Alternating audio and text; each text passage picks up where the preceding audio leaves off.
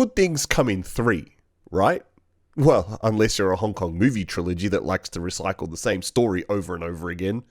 Hi, I'm the Artie Dans from the Asian Film Fans and Artie Dans YouTube channels, and welcome to this review of the Hong Kong and Chinese co-production film, The White Storm 3, Heaven or Hell.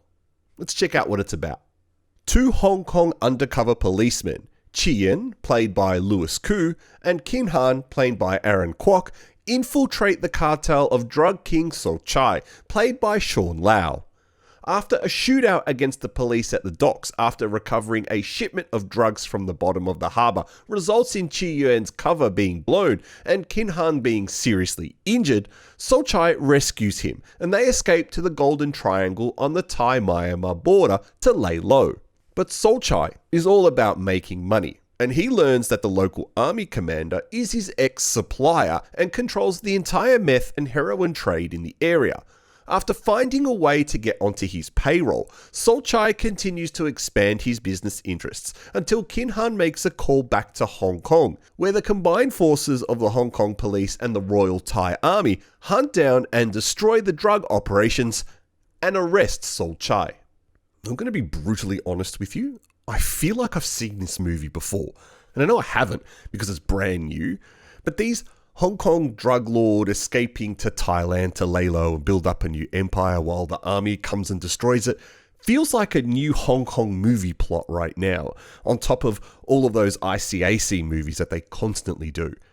Now, Herman Yau, he can direct a good action scene, and in fact, I've even got the first White Storm movie on Blu-ray disc.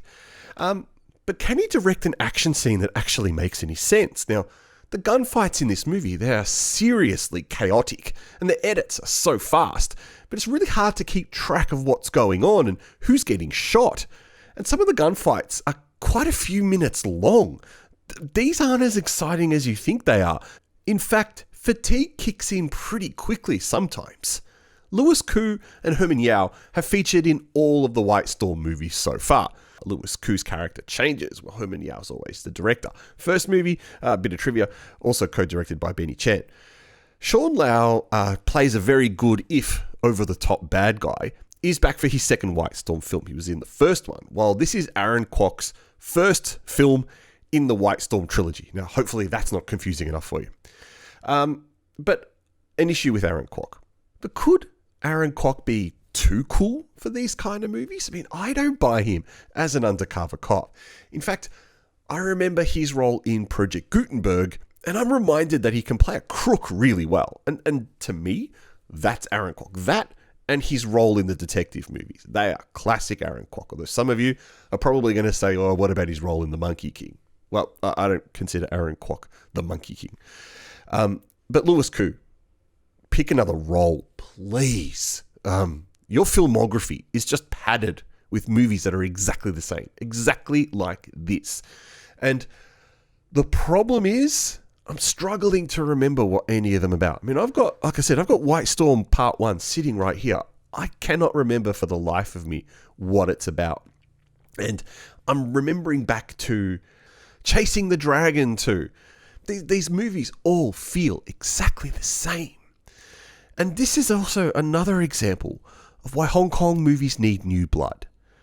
All the regulars are in this film, except for Louis Chung and Philip Keung. And that's really weird, because they're always in every Louis Koo movie that he is in. So they must have been busy during the production of this movie. It's really, really weird, actually, not to see either of those two guys in this film. And while I mentioned the action was chaotic, and sometimes it's a bit fun, don't get me wrong, there is an abundance of CGI and those awful digital blood sprays that happen.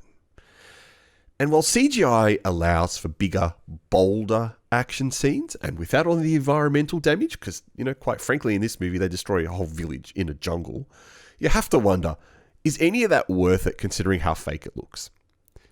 So overall, this is not the worst modern co-production from Hong Kong and China that have come out. Action movies that have come out. There's been worse.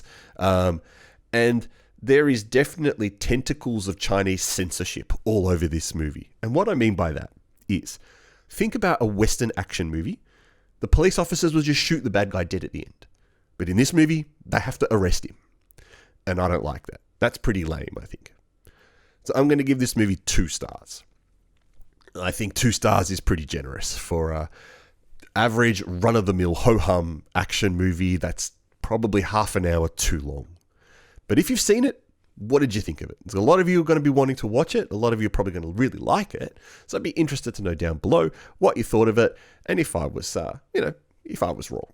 Leave a comment below, press like if you enjoyed this video. Otherwise, I'll catch you next time we got another movie review.